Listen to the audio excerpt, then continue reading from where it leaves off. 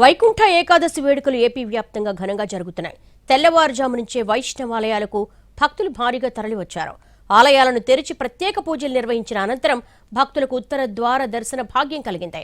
తిరుమలలో స్వామివారికి కైంకర్యాలు, అభిషేకాలు నిర్వహించిన అనంతరం భక్తులకు దర్శనం కల్పించారు. ముక్కోటి ఏకాదశి సందర్భంగా రాష్ట్ర వ్యాప్తంగా అన్ని ఆలయాలు భక్తులతో కిటకిటలాడాయి.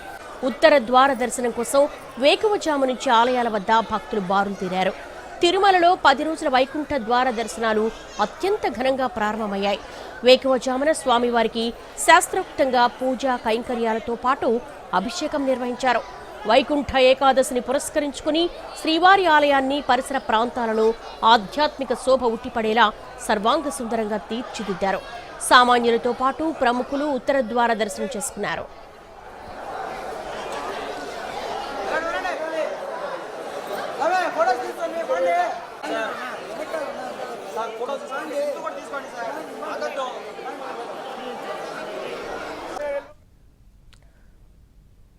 వైకుంఠ ఏకాదశిని పురస్కరించుకుని తిరుమల భక్త జనవాహినితో పులకరిస్తోంది. ప్రస్తుతం అక్కడ ఆధ్యాత్మిక శోభను వివరించడానికి మోహన్ ప్రసాద్ సిద్ధంగా ఉన్నారు.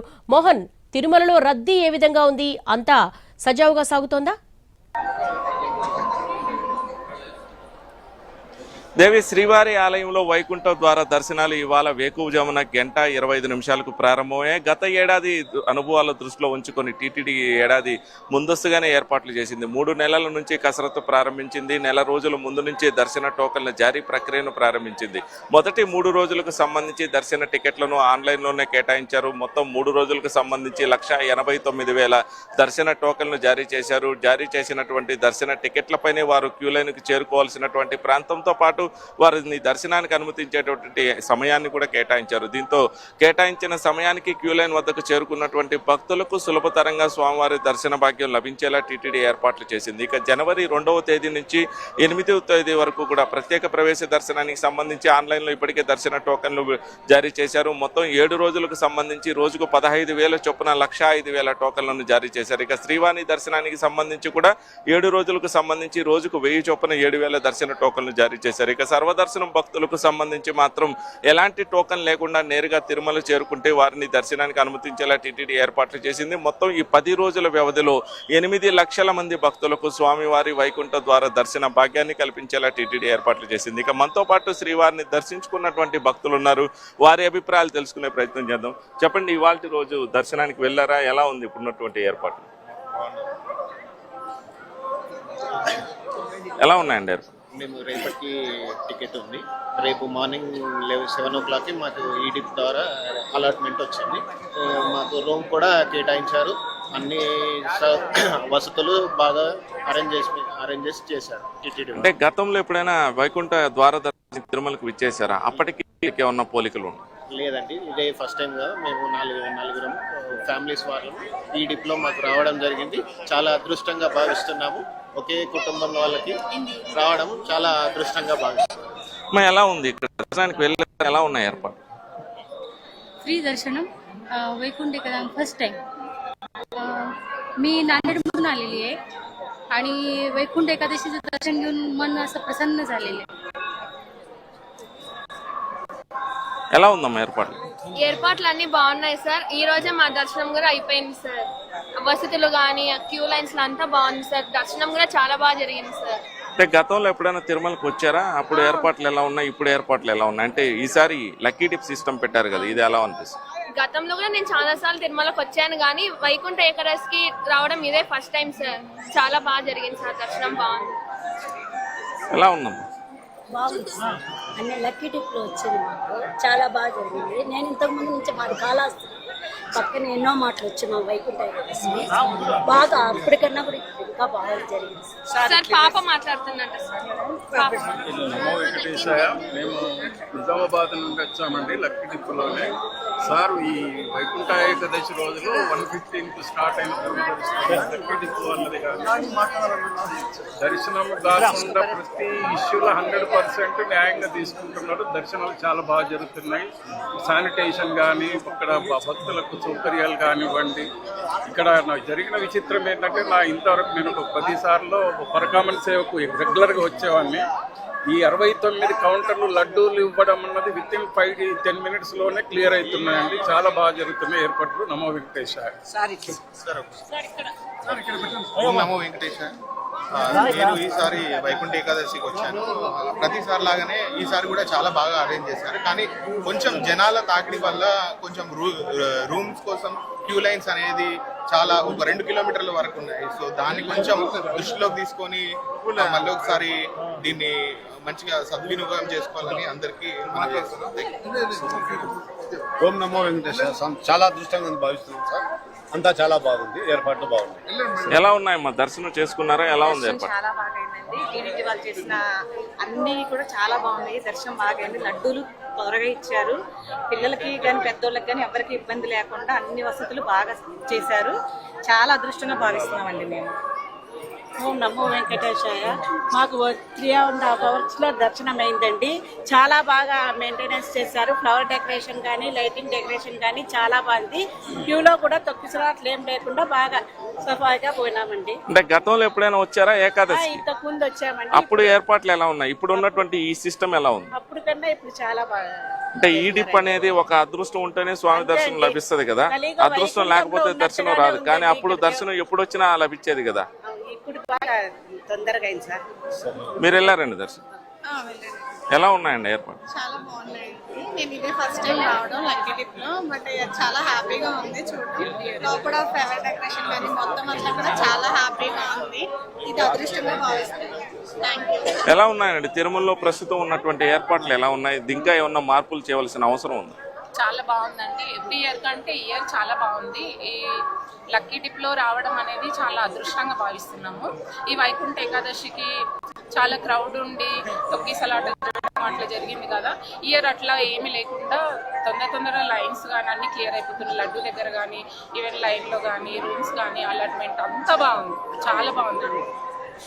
ఇది మొత్తంగా అయితే తిరుమలకు వచ్చినటువంటి భక్తులైతే ఒక సదాభిప్రాయాన్ని అయితే వ్యక్తం చేస్తున్నారు. టీటీడీ తీసుకొచ్చినటువంటి నూతన విధానం పట్ల భక్తులందరూ కూడా దాదాపుగా సానుకూలమైనటువంటి భావన వ్యక్తం చేస్తున్నారు. గతంలో వైకుంఠ ఏకాదశి పర్వదినం సందర్భంగా శ్రీవారి దర్శనానికి తిరుమల చేరుకోవాల్సినటువంటి భక్తులు ఒకరోజు ముందుగానే తిరుమలకు విచ్చేయవలసినటువంటి పరిస్థితి ఉంటుంది. మరోవైపు శ్రీవారి ఆలయంలో ఉన్నటువంటి పరిస్థితుల దృష్ట్యా పరిమిత సంఖ్యలోనే భక్తులకు స్వామివారి దర్శన భాగ్యాన్ని కల్పించేటటువంటి అవకాశాలు ఉంటాయి. దీంతో అంతకు మించి తిరుమల చేరుకున్నటువంటి భక్తులు క్యూ లైన్లో చేరుకునేటటువంటి సమయంలో జరిగేటటువంటి ఘటనలతో తీవ్ర ఇబ్బందులు గురయ్యేటటువంటి వారు, తోపులాట్లు జరిగేవి, తొక్కిసలాట్లు జరిగేవి, భక్తుల నుంచి నిరసన కార్యక్రమాలు జరిగాయి. గత జనవరిలో అయితే ఏకంగా 6 భక్తులు మృతి చెందారు, 50 మంది భక్తులు గాయపడ్డారు. దీనికి సంబంధించి అలాంటి ఘటనలు పునరావృతం కాకుండా ప్రత్యామ్నాయమైనటువంటి మార్గాన్ని దృష్టి పెట్టాలంటూ కూడా సీఎం చంద్రబాబు ఆదేశించినటువంటి నేపథ్యంలో అందుకు అనుగుణంగా కూడా టీటీడీ అధికారులు దాదాపు 3 నెలలుగా దీనిపై ప్రణాళికలు సిద్ధం చేశారు. అందులో భాగంగా మొదటి 3 రోజులకు సంబంధించి ఆన్లైన్ విధానంలో భక్తులు రిజిస్ట్రేషన్ చేసుకోవాలి. 3 రోజులకు సంబంధించి ఈ డిప్ విధానంలో దర్శన టోకన్లు జారీ చేస్తామని ప్రకటించారు. మొత్తం 5 రోజుల పాటు కూడా అంటే ప్రతి ఒక్కరికి కూడా అవకాశం కల్పించేందుకు అంటూ కూడా నవంబర్ 27వ తేదీ నుంచి డిసెంబర్ 1వ తేదీ వరకు కూడా ఆన్లైన్ ప్లాట్ఫామ్ ద్వారా రిజిస్ట్రేషన్ చేసుకునేటటువంటి సౌలభ్యం కల్పించారు. దాదాపు దేశవ్యాప్తంగా ఉన్నటువంటి 28 రాష్ట్రాల నుంచి 23,64,000 మంది భక్తులు ఈ రిజిస్ట్రేషన్ చేసుకోవడం జరిగింది. ఇక ఈ డిప్ విధానంలో అయితే 1,89,000 మంది భక్తులకు టోకన్లు జారీ చేశారు. ఇక ప్రత్యేక ప్రవేశ దర్శనానికి సంబంధించి కూడా ఆన్లైన్లోనే దర్శన టోకన్లు జారీ చేశారు. శ్రీవానికి సంబంధించి ఆన్లైన్లోనే దర్శన టోకన్లు జారీ చేశారు. స్థానికులకు సంబంధించి కూడా ఈ డిప్ విధానంలోనే రోజుకు 5,000 చొప్పున 15,000 దర్శన టికెట్లను జనవరి 6 నుంచి 8వ తేదీ వరకు సంబంధించినటువంటి దర్శన టోకన్లు జారీ చేశారు. ఇలా మొత్తంగా కూడా దర్శన టోకన్లు అన్ని కూడా ఆన్లైన్ ప్లాట్ఫామ్కు మళ్లింపు చేశారు. సర్వదర్శనం భక్తులకు సంబంధించి మాత్రం జనవరి 2వ తేదీ నుంచి వారు తిరుమలకు నేరుగా చేరుకుంటే దర్శనానికి అనుమతించేలా ఏర్పాటు చేశారు. మరోవైపు తిరుమలలో ఉన్నటువంటి క్యూ లైన్లకు తోడుగా అదనంగా మరొక క్యూ లైన్లు కూడా ఏర్పాటు చేశారు. తిరుమలలో ఉన్నటువంటి ఔటర్ రింగ్ రోడ్ను మొత్తం కూడా తాత్కాలికమైనటువంటి క్యూ లైన్లుగా ఏర్పాటు చేశారు. దీంతో ప్రస్తుతం వైకుంఠం క్యూ కాంప్లెక్స్ లో ఉన్నటువంటి కంపార్ట్మెంటు, నారాయణగిరి ఉద్యానవనంలో ఉన్నటువంటి కంపార్ట్మెంటు, కృష్ణతేజ సర్కిల్ నుంచి కూడా బాటగంగమ్మ గుడి ఆలయం మీదుగా ఆక్టోపస్ వరకు ఉన్నటువంటి క్యూ లైన్లోనే దాదాపు 75,000 మంది భక్తులు వేచి ఉండేటటువంటి సౌలభ్యం ఉంటుంది. అటు తర్వాత ఏర్పాటు చేసినటువంటి క్యూ లైన్లో అదనంగా మరొక 50,000 మంది భక్తులు వేచి ఉండేటటువంటి అవకాశాలు ఉంటాయి. దీంతో దాదాపు 1,25,000 మంది భక్తులు క్యూ లైన్లోనే వేచి ఉండేటటువంటి సౌలభ్యం లభిస్తుంది. దీంతో భక్తులకు ఎలాంటి ఇబ్బందులు లేకుండా వారికి తాగునీటి సౌకర్యం, అన్నప్రసాద సౌకర్యాన్ని అనుమతించేలా కూడా టీటీడీ ఏర్పాట్లు చేసింది. మరోవైపు తిరుమలలో ప్రస్తుతం ఉన్నటువంటి అన్నప్రసాద సముదాయంలో ఉదయం 7 గంటల నుంచి రాత్రి 12 గంటల వరకు కూడా భక్తులకు ఆహార పదార్థాలు అందించేలా టీటీడీ ఏర్పాట్లు చేశారు. ఈ 10 రోజులకు సంబంధించి ఒక ప్రత్యేక మెనూను ఏర్పాటు చేశారు. 16 రకాల పదార్థాలను కూడా వారికి అందించేలా ఏర్పాటు చేశారు. భద్రతా పరంగా కూడా కట్టుదిట్టమైనటువంటి భద్రత ఏర్పాటు చేశారు. దేవి మోహన్, సర్వదర్శనానికి ఎన్ని గంటల సమయం పడుతోంది?